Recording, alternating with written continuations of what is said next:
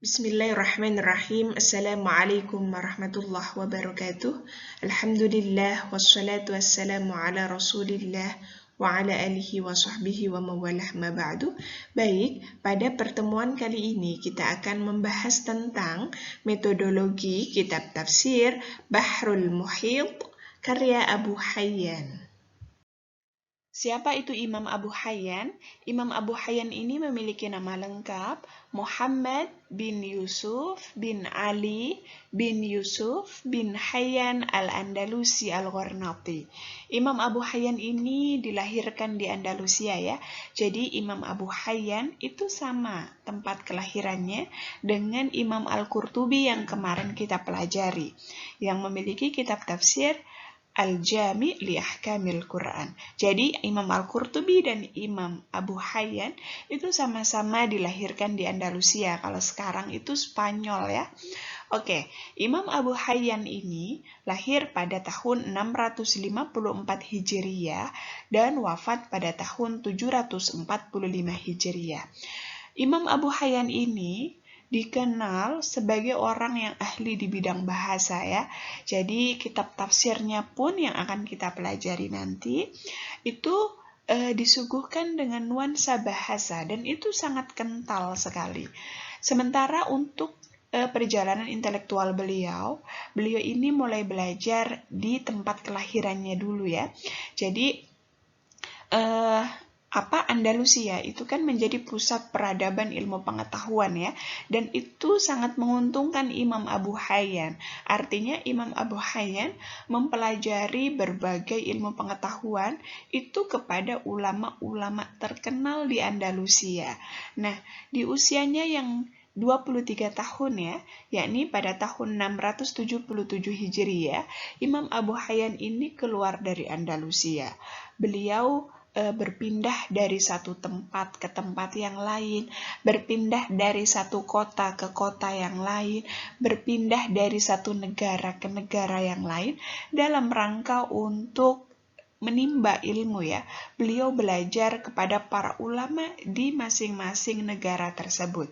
Di antaranya di Tunis, Syam, Sudan, Mesir, dan masih banyak yang lain.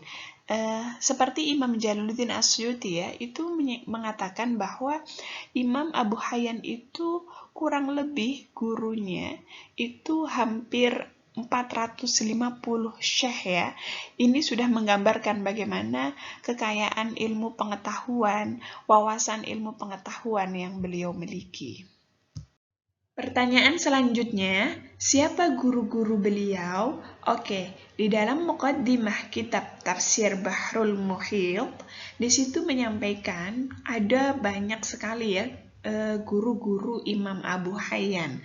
Hanya saja di sini saya hanya mencantumkan 5 saja. Oke, yang pertama adalah guru beliau Ahmad bin Ibrahim bin Zubair bin Muhammad bin Ibrahim. Beliau ini adalah seorang muhaddits ya, ahli nahwu, ahli usul fiqh, ahli adab. Beliau juga orang yang fasih dan memahami Al-Qur'an. Bahkan di situ Imam Abu Hayyan menyampaikan bahwa beliau lebih banyak mengutip ya. Beliau banyak mengutip atau mengambil pendapat Imam Ahmad bin Ibrahim ini di dalam kitab tafsir Bahrul Muhit. Kemudian yang kedua ada Al-Husain bin Abdul Aziz bin Muhammad bin Abdul Aziz. Beliau juga seorang fuqaha ya, ahli fikih, muhaddits, ahli hadis. Beliau juga ahli nahwu, ahli adab, dan beliau juga punya banyak karya di bidang qiraat dan bidang yang lain. Oke, yang ketiga ada Ali bin Muhammad bin Abdurrahim. Yang keempat ada Muhammad bin Ali bin Yusuf. Dan yang kelima ada Muhammad bin Ibrahim bin Muhammad. Ini beliau yang kelima ini ya, di situ disampaikan bahwa guru yang kelima ini merupakan syekh ya, yang dari Mesir ya, syekh Mesir. Dari kelima contoh ya, guru-guru beliau ini sudah sedikit menggambarkan ya bagaimana keluasan keilmuan beliau. Apalagi ketika Imam Jalaluddin As-Suyuti menyampaikan bahwa guru beliau itu kurang lebih 450 syekh ya. Itu sudah menggambarkan bagaimana keluasan, bagaimana wawasan ilmu pengetahuan beliau. Selanjutnya adalah bagaimana penilaian ulama terhadap ketokohan Imam Abu Hayyan. Oke, di dalam muqaddimah kitab Tafsir Bahrul Muhit, di situ disampaikan sebetulnya ada banyak ya, tetapi saya hanya mencantumkan beberapa saja. Misalnya, Qala Ibnul Jazari, jadi menurut Imam Ibnul Jazari, Imam Abu Hayyan itu adalah Al-Imam Al-Hafidh Syekhul Arabiyyah wal Adab wal Qira'at ma'al Adalah wal Thiqah. Jadi Imam Abu Hayyan itu merupakan seorang imam yang hafidh ya. Kemudian beliau ini juga Syekhul Arabiyyah, memang syekh bahasa Arab ya, artinya beliau sangat menguasai di bidang bahasa Arab, di bidang adab, dan juga di bidang qiraat ma'al adalah wa thiqah. Jadi penguasaannya itu sangat thiqah ya, secara thiqah. Oke, kemudian selanjutnya qala Asy-Syaukani. Menurut Imam Asy-Syaukani, ketokohan Imam Abu Hayyan ya, Imam Abu Hayyan itu seperti apa? Al-Imam Al-Kabir fil Arabiyyah wa Tafsir. Ya, jadi memang menurut Imam Asy-Syaukani juga mengakui ya bahwa Imam Abu Hayyan itu seorang ulama, seorang tokoh yang sangat menguasai di bidang bahasa Arab dan tafsir ya. Kemampuan beliau itu tidak ada yang menyamai di masanya, kata Imam Asy-Syaukani seperti itu. Oke. Selanjutnya misalnya qala Ibnu Qadhi fi Tabaqat Syafi'iyah ya. Menurut Imam Ibnu Qadhi di dalam kitab Tabaqat Syafi'iyah, Imam Abu Hayyan itu adalah seorang al-hafidh, al-mufassir, al-nahwi, al-lughawi. Jadi memang beliau ini seorang ahli tafsir, orang yang ahli di bidang nahwu, ahli di bidang bahasa ya. Nah, di sini juga disampaikan wa syaikhun nuhad fi asrihi. Jadi memang beliau ini orang yang sangat menguasai di bidang nahwu di masanya, wa imamul mufassirin fi waqtihi, dan beliau ini juga orang yang sangat memahami tafsir ya, ahli tafsir di masanya, wa sahibut tasanif al-masyhurah ya. Jadi beliau ini memiliki banyak karya yang terkenal baik di timur maupun di barat. Ini di antara ya, atau sedikit contoh bagaimana penilaian ulama terhadap ketokohan Imam Abu Hayyan. Baik, selanjutnya adalah karya-karya beliau ya. Oke, kalau kita melihat muqaddimah kitab tafsirnya, memang di situ sudah mencantumkan ya apa saja karya-karya beliau. Misalnya di bidang tafsir, itu beliau punya 2 karya ya. Al-Bahrul Muhit yang kita pelajari pada pertemuan ini. Kemudian yang kedua adalah An-Nahrul Mat, ini adalah ringkasan dari kitab tafsir Bahrul Muhit. Kemudian di aspek bidang qiraat, ini ada 11 karya beliau ya. Misalnya ada An-Nafi' fi qiraati Nafi'. Ada juga misalnya ya Ghayatul Matlub fi qiraati Ya'qub dan lain sebagainya. Kemudian juga ada karya beliau di bidang hadis, ada juga di bidang fikih. Di bidang fikih ini ada 4 ya, tetapi di sini saya hanya mencantumkan 2 saja. Kemudian juga ada di bidang nahwu ya. Di bidang nahwu itu ada 21 karya. Nah, nanti bisa cross-check langsung ke kitab tafsirnya ya. Kemudian juga ada di bidang bahasa. Jadi, karya beliau itu sangat banyak sekali. Ini menunjukkan bahwa keluasan ilmu pengetahuan beliau dan beliau ini sangat produktif sekali. Baik, selanjutnya adalah identifikasi fisiologis dan latar belakang penulisan kitab tafsir Bahrul Muhit. Oke, dari sekian banyak karya Imam Abu Hayyan, memang yang paling terkenal itu adalah kitab tafsir Al-Bahrul Muhit. Nah, kitab tafsir Al-Bahrul Muhit ini itu terdiri dari 8 jilid ya, dengan masing-masing jilid dengan jumlah halaman yang cukup tebal ya. Oke, sementara yang mendominasi ya di bidang kajian yang mendominasi kajian di dalam kitab tafsir beliau ini adalah kajian dari aspek kebahasaan, karena memang beliau sangat menguasai di bidang bahasa ya, sehingga beliau menyuguhkan kitab tafsirnya dengan nuansa bahasa.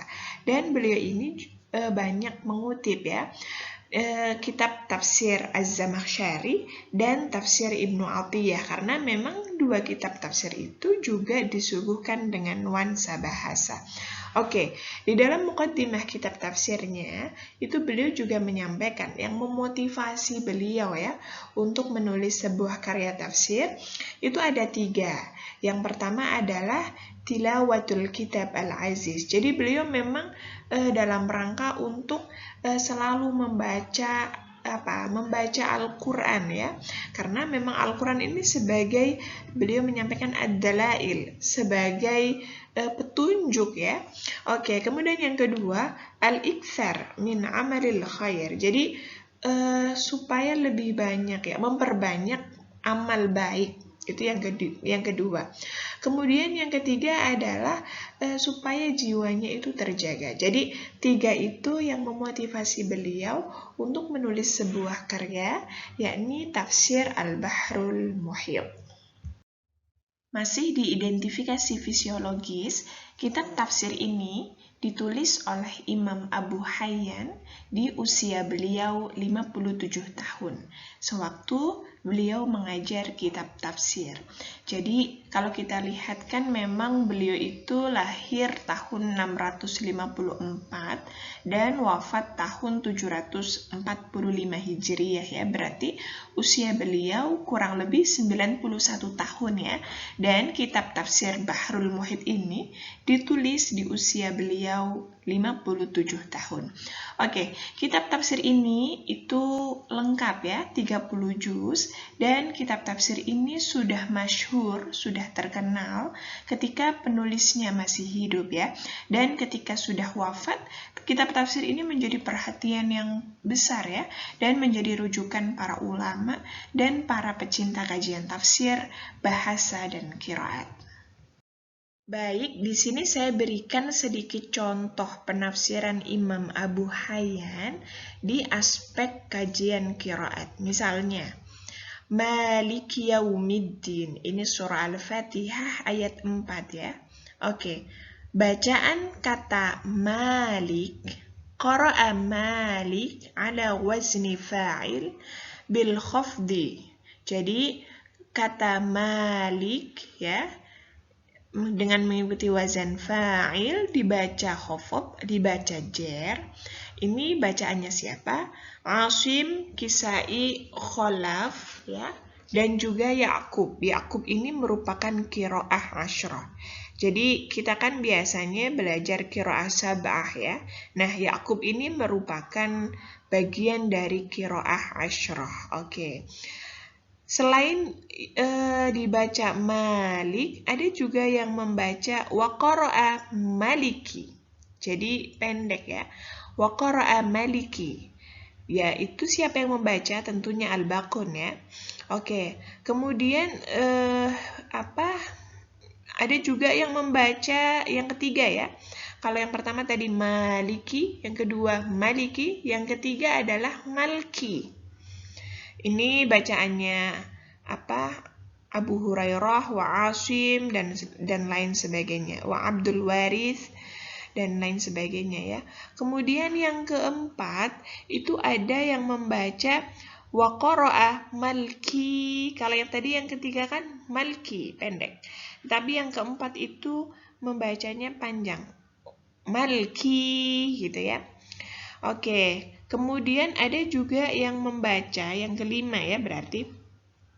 Yang kelima ini ada juga yang membaca Milka ya, Milka.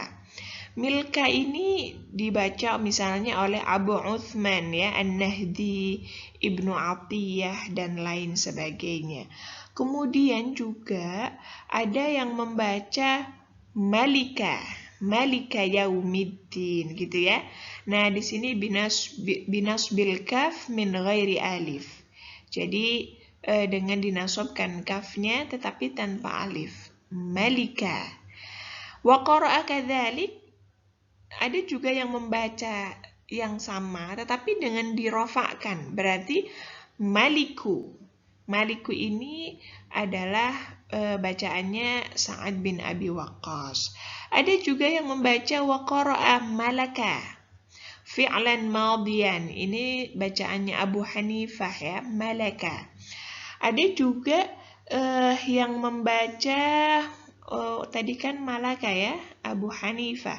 Kemudian ada juga yang membaca wa qara'a malika binasbil kaf ya, malika. Seperti bacaannya Al-A'mash, Uthman bin Abi Sulaiman dan lain sebagainya. Ada juga yang membaca ini ya, malikun. Wa qara'a malikun biraf'il kaf wa tanwin. Jadi di rafa, kafnya dibaca rafa dan juga tanwin. Malikun itu bacaannya Khalaf bin Hisham dan lain sebagainya ya, Abi Hatim dan lain sebagainya. Ada juga yang membaca wa qara'a maliku yaumi. Kalau tadi malikun, ini maliku. Ya, dibaca rafa dan idhafah. Jadi maliku yaumi. Kalau tadi kan malikun. Kalau ini maliku yaumi. Oke. Itu bacaannya Abu Hayyah ya dan lain sebagainya. Kemudian juga ada juga yang membaca wa qara'a maliku bil imalah. Jadi maliku dibacanya dengan imalah, berarti meliku ya, meliku. Jadi dibaca secara imalah. Kemudian ada juga yang membaca fi syadz ya, ini bagian dari qiraah syadzah. Malaki bil alif wat tasydid. Jadi bil alif malla panjang ya dengan menggunakan alif dan juga ditasydid lamnya. Malla. Kemudian wa kasril kaf dan dikasrah kafnya, malaki. Jadi untuk kata maliki yaumiddin ya, itu bacaannya hampir ada 12 ya. Yang pertama maliki, yang kedua mohon maaf ada 13 bahkan ya. Yang pertama maliki, yang kedua maliki, yang ketiga malki, yang keempat malki panjang ya. Kemudian yang kelima milka, yang keenam malika, yang ketujuh maliku, yang kedelapan malaka, yang ke-9 malika, yang ke-10 malikun, yang ke-11 itu maliku ya, maliku tanpa jadi hanya dibaca rafa saja bukan tanwin. Kemudian yang ke-12 meliku dengan dibaca imalah ya. Kemudian yang ke-13 malaki. Jadi memang Imam Abu Hayyan itu ketika menampilkan kajian qiraat itu tidak hanya qiraah sab'ah tetapi juga qiraah asyrah dan qiraah syaddah. Baik, setelah beliau menjelaskan ragam qiraat dari kata maliki, yang tadi ada 13 ya, ada maliki, maliki, malki, milka, malika, dan lain sebagainya ya, yang tadi sudah disebutkan ada 13. Oke, setelah beliau menjelaskan ragam qiraat itu, beliau kemudian menjelaskan klasifikasi makna dari ayat tersebut. Beliau melakukan klasifikasi. Makna kata malaka itu apa? Makna kata yaum itu apa? Makna kata ad-din itu apa? Misalnya kata yaum. Beliau tafsirkan, beliau jelaskan al-maddah min tulu'il fajri ila ghurubis syamsi. Jadi masa di mana mulai dari munculnya fajar sampai terbenamnya matahari. Wa yutlaqu ala mutlaqil waqti. Dan di situ menunjukkan kemutlakan waktu ya.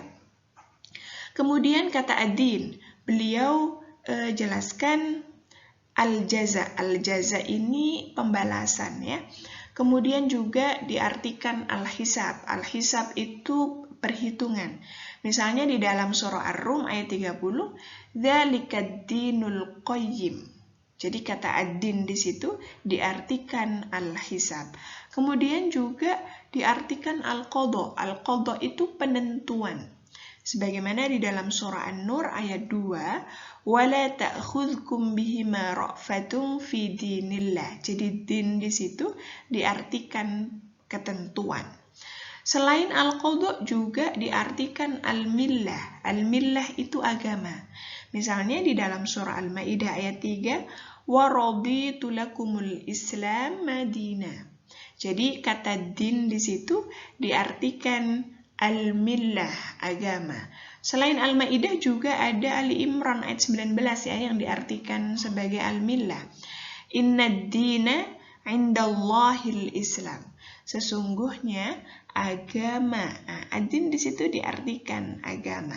Agama di sisi Allah adalah Islam. Dan masih banyak yang lain. Oke, setelah beliau melakukan klasifikasi makna kata dari ayat tersebut, setelah itu beliau menjelaskan. Tadi kan sudah disampaikan ada ragam qiraat dari kata maliki ya, ada maliki, ada maliki, ada malki, ada milki, ada malika, dan lain sebagainya. Kemudian beliau sampaikan penjelasannya. Wa man qara'a bijaril kaf, kalau orang membacanya dengan mengkasrohkan huruf kaf, berarti yang maliki, maliki, maliki, malki, ya. Kemudian milki. Jadi yang kafnya itu dibaca kasroh, itu menunjukkan sifat. Sifat daripada kata lillah. Alhamdulillahi, lillahi ya, karena lillahi ini kan dibaca jer, karena kemasukan huruf jer lam. Maka maliki, ki di sini dibaca jer juga, karena menjadi sifat daripada kata lillah. Sama halnya dengan Rabbil Alamin, Rabbi ini kan juga dibaca jer. Ar-Rahmani, Ar-Rahimi itu kan juga dibaca jer karena memang menjadi sifat daripada kata lillah dan lain sebagainya. Oke, saya berikan contoh yang lain juga untuk menggambarkan bagaimana keluasan kemampuan beliau di aspek bahasa ya.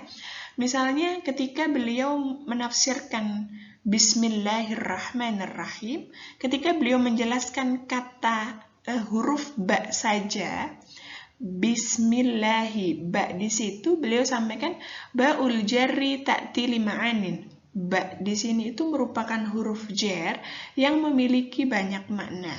Misalnya lil ilsaq, ilsaq itu membubuhkan ya. Contohnya masahtu bi ra'si. Selain ilsaq juga ada isti'anah. Isti'anah itu pertolongan. Misalnya dzabahtu bisikin.